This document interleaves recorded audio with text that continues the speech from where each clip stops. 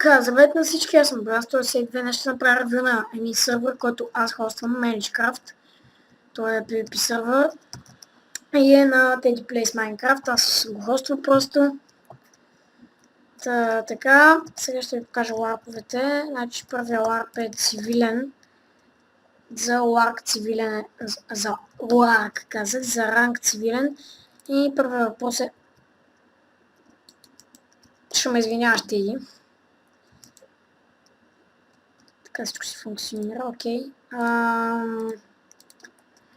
Първи въпрос е кой е император в сервера, втори въпрос дали може да се грами TNT в сервера, последния въпрос е дали се чела правилата.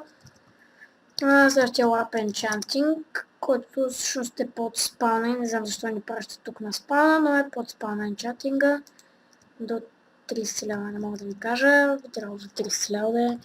Следващия лап е End, в който дали не мисля, че не е убит дракона. Всъщност убите, следващия лап евент, който се намира над спауна и в кълбовидна форма. И тук в принцип има често, които чупим или пълни с определени неща. Но сега няма, защото днес имаше евент и ги изпочупихме. Така, ларп джел. Тук има джел с не много луксозни, но готини стаечки с по две легла.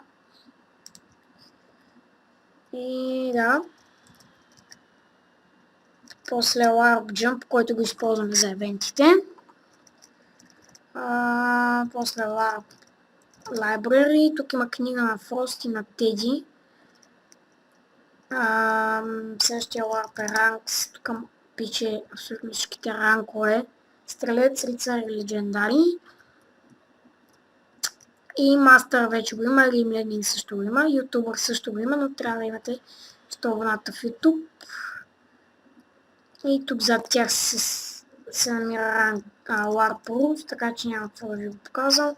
После следва Run Event, който е започва с паяжина и сега ще видите, после има малко вода, тук е един Jump, паяжина пак, Soul Sand и след това има един лабиринт, който ето тук му е край, има чест, в който има неща, но сега честът е празен, защото днес имаше евент в 7 часа.